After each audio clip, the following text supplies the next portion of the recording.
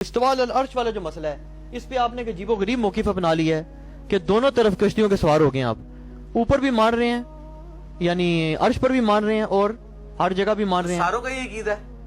نہیں، ساروں کا تو نہیں ہے۔ کیا ہے؟ وہ کہتے ہیں علی صاحب نے لکھا اللہ اپنے عرش پر مستوی ہوا، الرحمن علی العرش استوى، بریکٹ میں لکھا جیسا کہ اس کی شان کے لائق ہے، تو میرا یہی عقیدہ ہے رحمان اپنے عرش پہ ہے جیسا کہ اس کی شان کے لائق ہے۔ ٹھیک ہے، تو اہل حدیثوں سے جب ہم پوچھتے اور ہیں، ہر جگہ بھی مانتے ہیں آپ؟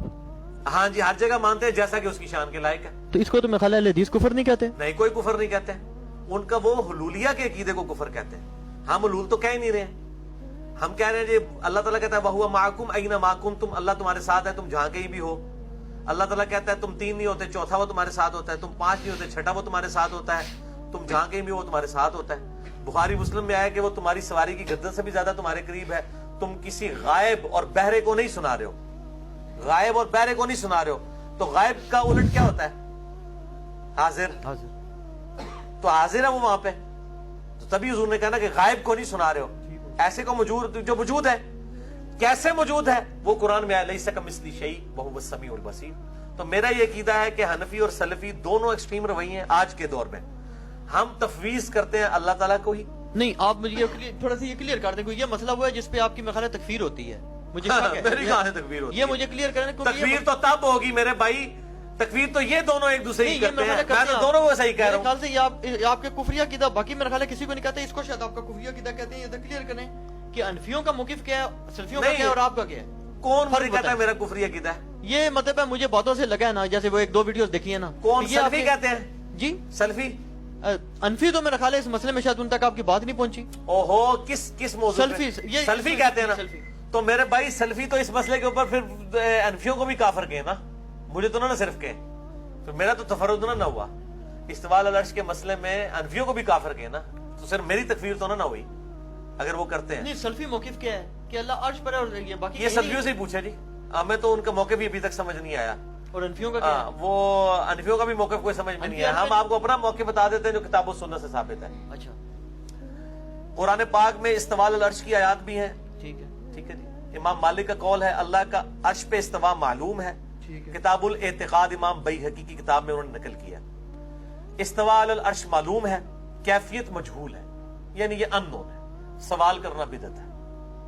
یہ جو بال کی کھال اتارے ہیں چاہے حنفی ہوں سلفی ہوں، میں ان کو دونوں کو غلط سمجھتا ہوں۔ کراچی صاحب نے وہ گول ٹی وی والے پروگرام میں کہا جی یہ ترجمہ ہی آپ نے غلط۔ چلو وہ صحیح ترجمہ انہوں نے کیا کیا کر دیں، نہیں، وہ اگلے دن میں نے پروگرام، وہ ان کا بھی یہ عقیدہ ہے، ان کو کہ ان کو ترجمہ چھوڑ دیں۔ احمد بریلوی نے تو ترجمہ کر کے بتا دیا۔ الرحمن علی العرش استوى سورہ طٰہٰ کی شروع کی آیات میں آتا ہے، اس کا ترجمہ احمد بریلوی نے لکھا ہے رحمان اپنے عرش پر مستوی ہوا جیسا کہ اس کی شان کے لائق ہے۔ تو بس یہ میرا عقیدہ ہے، جیسا کہ اس کی شان کے لائق۔ یہ بریکٹ احمد بریلوی صاحب نے کہاں سے نکالی؟ لیس کمثلہ شیء وہو السمیع البصیر، اللہ کی مثل کوئی شے نہیں، وہ ہر چیز سنتا ہے اور دیکھتا ہے، سمیع البصیر ہے۔ اچھا، ایک سوال یہ جی، تو مجھے کون سی قدغن ہے جب میں کہہ رہا ہوں کہ اللہ میرے ساتھ ہے جیسا اس کی شان کے لائق ہے۔ اہل حدیث ایک سٹیپ آگے کود پڑتے ہیں کہ جی وہ شان یہ ہے کہ وہ دیکھتا سنتا ہے، خود نہیں ہے۔ تو میں نے تو یہ نہیں کہا کہ خود ہے یا نہیں ہے، میں تو اس چکر میں نہیں پڑا، میں نے کہا جیسا کہ اس کی شان کے لائق ہے۔ اگر ان کا موقف صحیح ہوا تب بھی میں ون ون سچویشن میں ہوں، اگر انفیوں کا موقف صحیح ہوا تب بھی میں ون ون سچویشن میں۔ اچھا، میری ایک اہل حدیث مودی سے بات ہوئی، وہ تو بلکہ کہنے لگے، کہتے ہیں یہ جو آیت ہے نا اس کے تو لوگ سمجھتے ہی نہیں مسئلہ۔ میں کہا کیا کہ اللہ شرک سے قریب ہے، وہ کہتے ہیں اس سے مراد یہ ہے کہ فرشتے اللہ کے شرک سے قریب۔ استغفر اللہ تو بولی، وہ مجھے پتا ہے، وہ کہتے ہیں فرشتے بندے قریب ہوتے ہیں۔ اس کو کہ اس کی تو تعویل فرشتے کرتے ہو، وہاں جو آتا ہے کہ تم تین نہیں ہوتے چوتھا تمہارے ساتھ اللہ ہوتا ہے، اور پانچ نہیں ہوتے چھٹا اللہ، اس کی بھی تعویل کرو۔ مجھے پتا ہے یہ جعلی تعویلات جو کرتے ہیں، بار ان میں بھی ایک مجاہد بندہ پیدا ہو گیا ہے۔ یہ جناب اہل حدیثوں کے لیے پھکی ہے، اہل حدیث کے علماء چھپے چھپے اس بندے کی تکفیر کر رہے ہیں۔ وہ کون ہے؟ وہ جناب جماعت الدعوہ کے مفتی اعظم ہے، سمجھ لیں ایک قسم کے مفسر اعظم ہے، عبدالسلام صاحب، جنہوں نے قرآن کی تفسیر لکھی ہے۔ انہوں نے استواء العرش کے مسئلے میں سلفیوں کا نکال دیا ہے جنازہ، جو سو کالڈ آج کل کے سلفی ہیں۔ انہوں نے کہا ہے کہ ہم رحمان کے علی العرش استوا کا بھی انکار نہیں کرتے اور میت کا بھی انکار نہیں کرتے، اور دونوں کی کیفیت میں نہیں پڑھتے۔ اور اس کی وجہ سے جو کٹر قسم کے سلفی ہیں نا، وہ نجی محفلوں میں اس کو کافر کہہ رہے ہیں، لیکن وہ چونکہ بڑی پرسنالٹی ہے وہ کہہ نہیں سک رہے.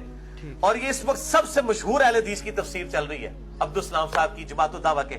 اصلہ بھی ہے نا انہوں نے آتے، اس واسطے بھی اہل حدیث انہوں نے نہیں. یہ زبیر صاحب نے بھی ایک دفعہ میں نے پوچھا تھا، انہوں نے کہا تھا یہ اس میں وہ جادی رنگ غالب ہے لیکن تفسیر یہ معتبر ہے.